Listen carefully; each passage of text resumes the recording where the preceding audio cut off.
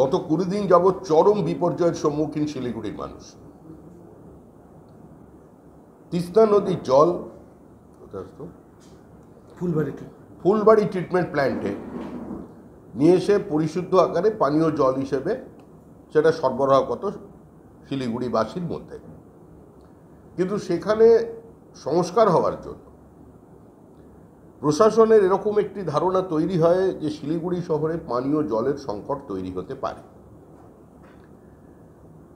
এবং এই কারণে তারা জলের একটি অন্য ব্যবস্থা করেন, সেটা কারো জ্বালা ছিল না। তিস্তার পরিবর্তে ওই ট্রিটমেন্ট প্ল্যান্টেই মহানন্দা নদীর জল আজকে মানুষের পানীয় হিসেবে সরবরাহ করা হলো। 20 দিন পর পিএইচই দপ্তর জানাচ্ছে যে এই জল পানের অযোগ্য, কারণ এখানে বায়োলজিক্যাল অক্সিজেনের পরিমাণ 2.9%, যেটাকে কোনোভাবেই পানীয় জল হিসেবে ব্যবহার করা যায় না।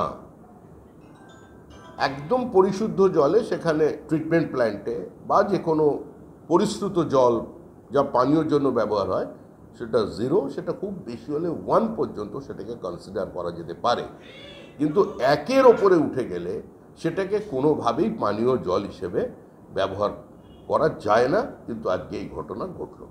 অর্থাৎ একটা সরকার যারা পশ্চিমবঙ্গে থেকে কেন্দ্রে সরকার তৈরি করবার কথা বলছেন বা সরকারকে ভিতর থেকে বাইরে থেকে নিয়ন্ত্রণের কথা বলছেন, মানে এই ধরনের দুঃস্বপ্ন দেখছেন গভীর রাতে,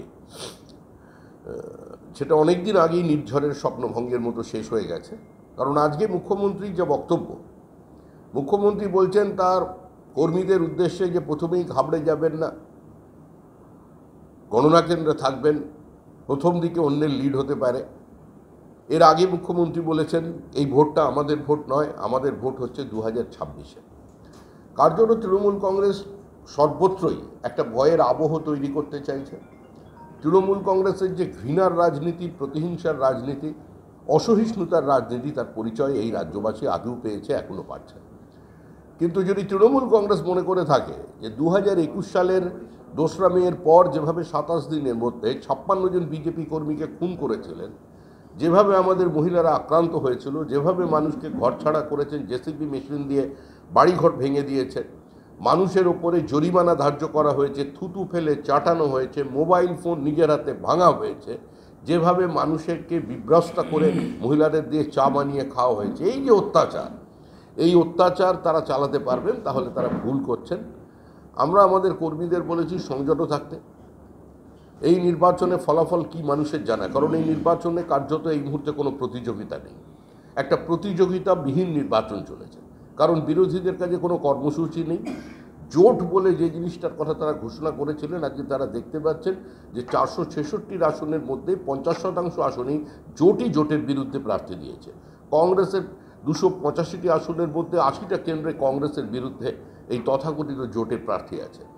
এই অবস্থার মধ্যে দাঁড়িয়ে আজকে যে নির্বাচন চলেছে, শেষ দফার নির্বাচন, তার আগেও তৃণমূল কংগ্রেস চেষ্টা করছে বিভিন্ন জায়গায় প্রার্থীদের প্রচারে বাধা দেওয়া। আমরা তো জানি যে মুখ্যমন্ত্রী যদি কোনো জায়গা দিয়ে হেঁটে যান, রাস্তা অবশ্যই পরিষ্কার করা হয়, কিন্তু আমাদের মুখ্যমন্ত্রী যে রাস্তা দিয়ে গেলেন সেখান থেকে বিজেপির সমস্ত ফ্ল্যাগ খুলে ফেলে দেওয়া, এটা কি মুখ্যমন্ত্রীর রাজনৈতিক উচ্চতাকে আর একটু বাড়ালো, না মুখ্যমন্ত্রীর রাজনৈতিক উচ্চতার সঙ্গে তার কর্মীরা সুবিচার করলেন না? এটা চিন্তা করবার সময় এসেছে। তবে আর যাই হোক, তৃণমূল কংগ্রেসকে কোনো রাজনৈতিক দল বলা যায় কিনা এই বিতর্ক জারি থাকবে, এবং আমাদের বিশ্বাস আগামী কয়েক বছরের মধ্যেই পশ্চিমবঙ্গের সমস্ত বিশ্ববিদ্যালয়ে রাষ্ট্রবিজ্ঞানের ছাত্ররা এ নিয়ে গবেষণা করবে যে তৃণমূল কংগ্রেসকে আদপেই কোনো রাজনৈতিক দল বলা যেত কিনা। যারা কার্যত পশ্চিমবঙ্গের প্রায় সমস্ত সরকারি দপ্তরকে কলুষিত করে ফেলেছেন, যারা এই নির্বাচনেও কার্যত বিভিন্নভাবে পুলিশকে দিয়ে কেন্দ্রীয় বাহিনীকে বিপথে চালিত করবার চেষ্টা করে চলেছে। দু একটি জায়গায় তারা যে সফল হয়নি তা নয়, হয়েছে, কিন্তু অধিকাংশ ক্ষেত্রেই দেরিতে হলে কেন্দ্রীয় বাহিনী পৌঁছেছে। আগামী পরশু দিন যে নির্বাচন হচ্ছে, সেখানে আমরা নির্বাচন কমিশনকে জানিয়েছি যে গত নির্বাচনে আমাদের বিশেষ কয়েক প্রার্থী গত দুটো ফেজে, যেমন ফেজ 5-এ আমরা দেখেছি লকেট চট্টোপাধ্যায় তৃণমূল তাদের সংস্কৃতি দেখালো গোটা দেশের মানুষের সামনে, তাকে জুতো দেখানো হলো। এই ঘটনা অতীতে কেউ কোনোদিন দেখেনি। ভারতবর্ষে এ ধরনের একটি নজিরবিহীন দৃষ্টান্ত তারা স্থাপন করলো। এরপরে গত নির্বাচনে যেভাবে অগ্নিমিত্রা পাল, আমাদের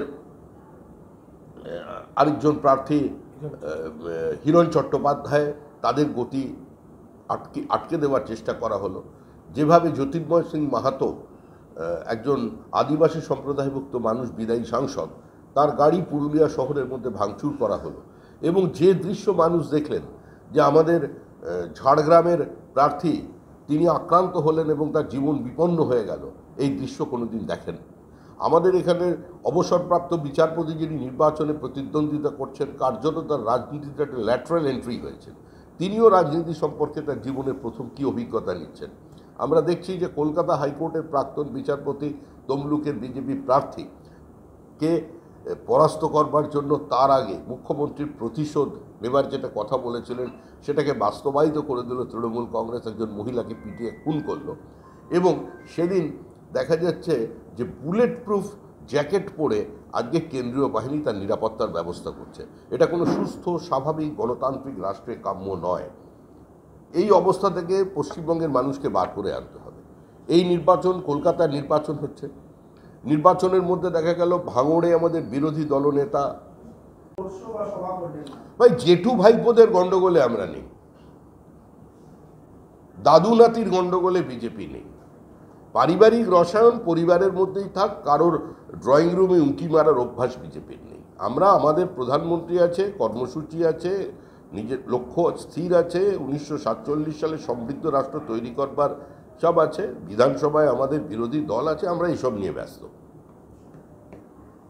ধ্যানের সময় মিডিয়ার ক্যামেরা কেন প্রশ্ন করছেন মুখ্যমন্ত্রী, প্রধানমন্ত্রী ধ্যান করছে সময় মিডিয়ার ক্যামেরা কেন প্রশ্ন করছেন মুখ্যমন্ত্রী। একদম ঠিক। কেন যাচ্ছে সংবাদ মাধ্যম? এমনি তো সাংবাদিকদের পেটানো অভ্যাসের মধ্যেই আছে। আর সর্বভারতীয় দল তো, সর্বভারতীয় তৃণমূল কংগ্রেস, ওখানেও সংগঠন আছে, ওখানে আটকে দিন। যেভাবে এখানে সংবাদ মাধ্যমের কে একটু অনুরাগের ছোঁয়া দিয়ে কারোর হাত ভেঙে দেয়, ক্যামেরা ভেঙে দেয়, যেটা করেছিল আর কি বাকিবোরকে অ্যারেস্ট করার সময়, বা আমাদের কী নাম যেন ওর, মহাপুরুষ শাহজাহানকে অ্যারেস্ট করার সময়, ওর ওখানেও ভাঙচুর করে দিন। বলছে আজকের পর তো নির্বাচন প্রচার বন্ধ, কিন্তু ওইখানে যে ধ্যানে বসবে সেটাও তো প্রচার, সেটাই তো মানুষকে দেখানো হচ্ছে, ওখানে বসে প্রচার করছে।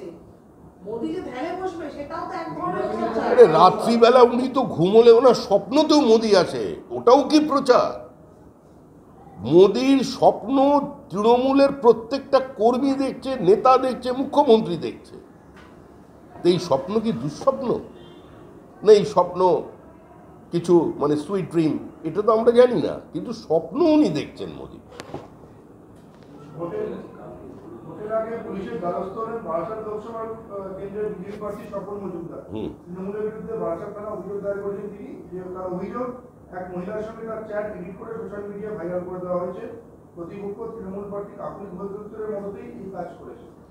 দেখুন, যা বলার আমাদের ওখানকার প্রার্থী বলেছেন, এবং যেহেতু এটি অলরেডি সাইবার ক্রাইম এতে আমাদের উনি তার বক্তব্য রেজিস্টার করিয়ে দিয়েছেন, নতুন করে কিছু বলবার নেই, এখন বিষয়টা খতিয়ে তারা দেখছেন।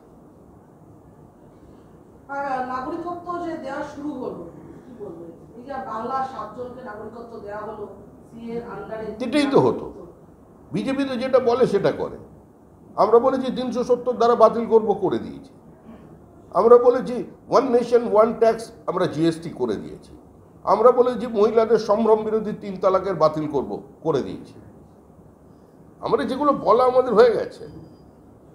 এখন আমাদের যেটা নাগরিকত্বের ব্যাপার ছিল, যেটা কংগ্রেস প্রতিশ্রুতি দিয়েছিল 1947 সালে, মহাত্মা গান্ধী, সর্দার বল্লভভাই প্যাটেল, নেহেরু, এরা তো করেননি। তো বাকি যেগুলো কাজ আছে সেটা আমরা করেছি। রাজীব গান্ধী যে চোখের জল ফেলেছিলেন 1 টাকা পাঠালে 15 পয়সা পৌঁছয়, কংগ্রেস করতে পারেনি, আমরা করে দিয়েছি। ডাইরেক্ট ফান্ড ট্রান্সফার, যেটা মানুষের স্বপ্ন, যেটা কংগ্রেসের স্বপ্ন করতে পারেনি, সেটা আমরা দায়িত্ব নিচ্ছি, আমরা করে দেবো।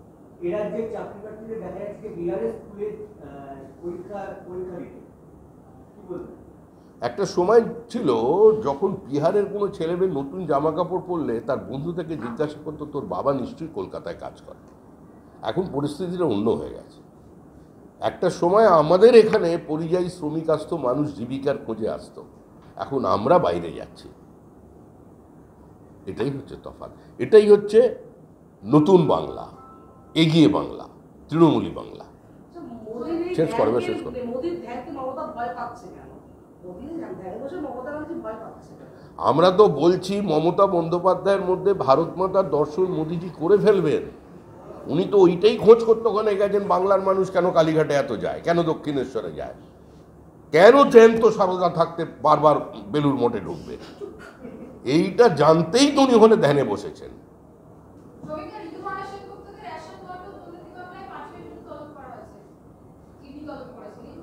আরে উনি তো অভিনেত্রী, চালগমের ব্যাপারে কি করে ঢুকেছেন?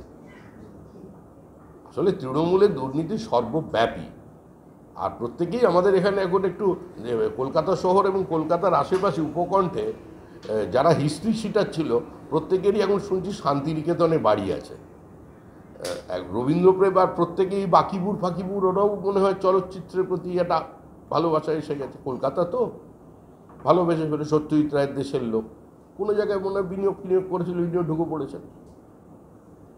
মমতা ব্যানার্জির বিরুদ্ধে বারে বারে অভিযোগ উঠছে উনি তোষণের রাজনীতি করছেন, মুসলমানদেরকে প্রশ্রয় দিচ্ছেন, কিন্তু ওই হুমায়ুন কবির যখন বলে ভাগীরথীর জলে হিন্দুদের কেটে ফেলে ভাসিয়ে দেবে, ওই মমতা ব্যানার্জির বিরুদ্ধে কোনো অ্যাকশন নেওয়া হলে না, উনিও কিছু বললেন না, কোনো স্টেপ নেওয়া হলো না। তো ওখানে 70% মানুষ কাকে ভোট? মমতা বন্দ্যোপাধ্যায়ের রাজনীতি, সিপিএমের রাজনীতি, কংগ্রেসের রাজনীতি 30% ভোটের রাজনীতি। মমতা বন্দ্যোপাধ্যায়ের রাজনীতি একটাই, সকালে জয়মা কালী আর সন্ধ্যেবেলা মুসলিম মহল্লার সামনে দাঁড়িয়ে হাত মাথার উপরে তুলে আলী রে আলী, আল্লাহ ভোট দে ভোট দে। আমি 10 বছর ধরেই কথা বলছি, এটাই রাজনীতি। সুতরাং 7 খুন মাপ। ভোটের আগ বর্ষ গতকাল চাঁদবাড়ি এলাকায় যাদবপুর লোকসভা প্রার্থী শানি ঘোষের ভোটে না যাওয়ায় আয়েশের কোনকে মারধরের অভিযোগ। ভোটের আগে উত্তপ্ত ভাঙন, শানি ঘোষের ভোটে না যাওয়ায় আয়েশের কোনকে মারধরের অভিযোগ।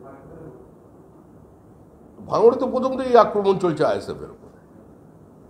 ভাঙড়ে যিনি নির্বাচনে জিতলেন তিনি তো নির্বাচনী কেন্দ্রে গেলেই আক্রান্ত হচ্ছেন, থানার সামনে আক্রান্ত হচ্ছেন, গাড়ি ভাঙচুর হচ্ছে। আমরা কি করতে পারি বলুন?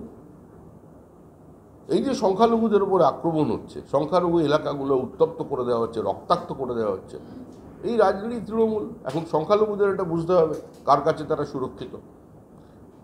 যারা আমার বিরুদ্ধে দিনরাত গালাগালি করেন তারা দাঁড়ালেন না কেন ডায়মন্ড হারবারে? কারণ দিলীপ, সুকান্ত কিংবা সুজন সেলিমরা জানেন ডায়মন্ড হারবার তৃণমূলের দুর্জয়ের কাছে। অভিষেক বন্দ্যোপাধ্যায় এই নিয়ে 113 বারই কথাটা বলে ফেললেন। বিজেপি গালাগালি নয়, গলাগলিতে বিশ্বাস করে। আমরা আমাদের মতো করে নির্বাচন লড়ছি।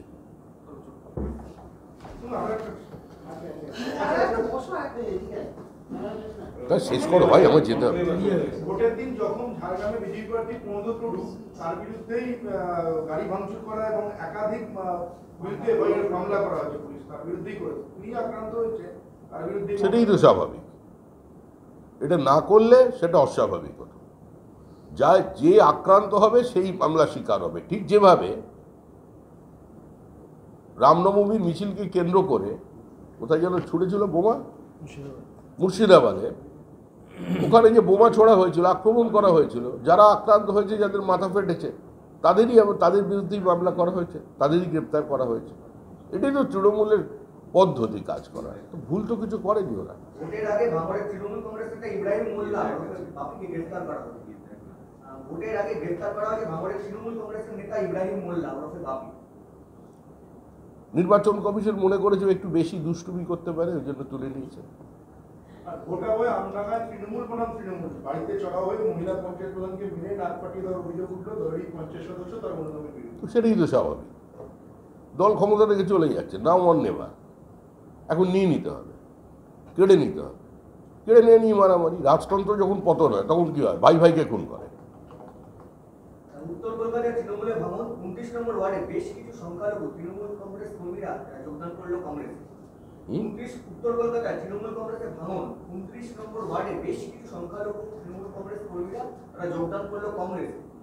তাদের ভবিষ্যৎ অত্যন্ত ভালো। ওখানে ভোট দিয়ে লাভ নেই, এদিকে চলে আসুন।